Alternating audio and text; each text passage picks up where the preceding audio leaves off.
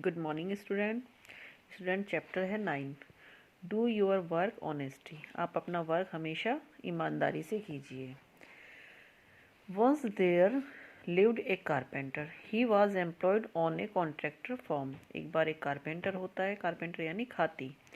वो एक एम्प्लॉय होता है एक कॉन्ट्रैक्टर के फार्म में। He used to do his work carefully and honesty. वो अपना हर कार्य बहुत ही सावधानी से और ईमानदारी से करता है। The employed loved him very much. जो उसका मालिक होता है वो उसको बहुत प्यार करता है, बहुत प्यार से रखता है। He serve for many year in the firm. With the passing of time he become old. वो अपने मालिक के यहाँ बहुत समय से काम करता था उसके फार्म पर, और उसी दौरान वो जैसे कार्य करते करते और वहाँ थोड़ा एज ज़्यादा हो जाती है, यानी बुढ़ा हो जाता है। One day he thought of talking retirement from the work. अब वो सोचता है, जो कारपेंटर होता है, कि अब मुझे बहुत समय हो गया कार्य करते, तो मुझे अब रिटायरमेंट ले लेना चाहिए, मेरी अब उम्र नहीं है कार्य करने की। The contractor was sorry to hear it. With a sad heart he agree to let him go.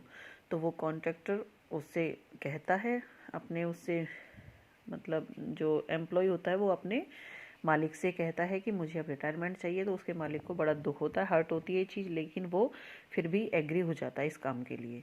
But he asked him if he could build just one more house as ए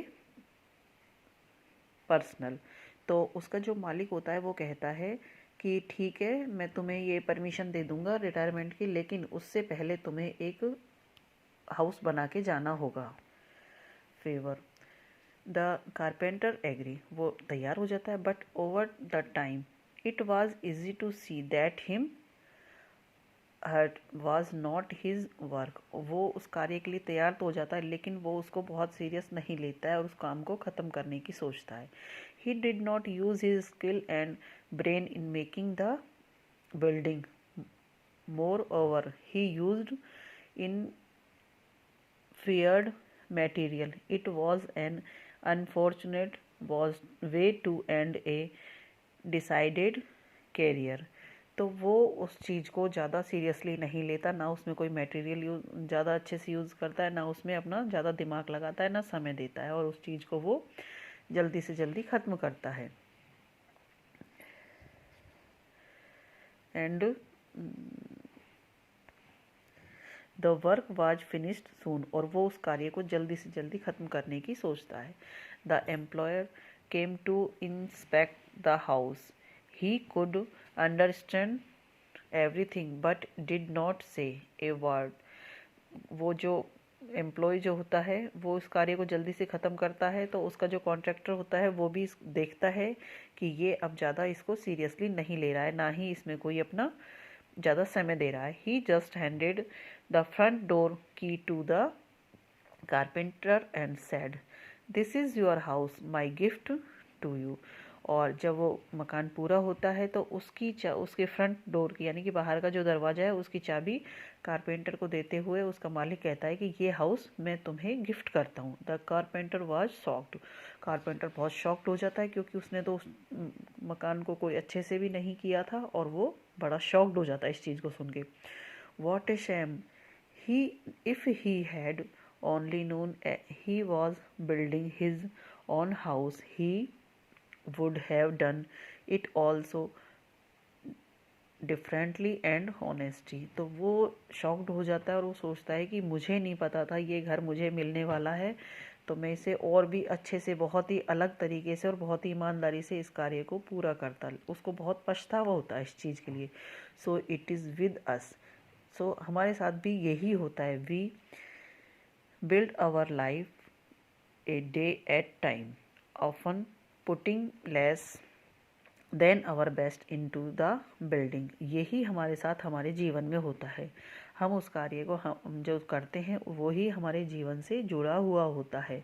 उसी तरह का हम अपने शरीर को एक बिल्डिंग की तरह ही उसको बनाते हैं, और फिर हमें याद आता है कि वो हमारी पूरी ज़िंदगी इसी के साथ निकलनी है। Then with a shock we realize that we have to live in the house we have built. It we could do it over. We would do it much differently. हम जब सोचते हैं कि अब हमें इसी ज़िंदगी के साथ रहना है तो फिर हमें रियलाइज़ होता है कि इसको हम अच्छे से भी कर सकते, क्योंकि हमें इसके साथ पूरी ज़िंदगी बितानी है, लेकिन अब हम इसका कुछ नहीं कर सकते. But you can not go back, और उसके बाद हम उसमें वापस नहीं जा सकते. You are the carpenter and every day you hammer a nail. जैसे कारपेंटर ने किया है, हम अपने जीवन को इसी तरह से एक कील की तरह ठोकते हैं.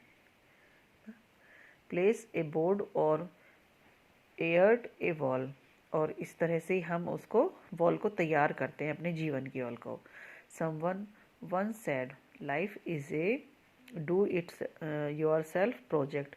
इसी तरह से हमारी लाइफ भी हमारे लिए एक प्रोजेक्ट है. Your attitude and the choice you make today help build the house you will live in tomorrow.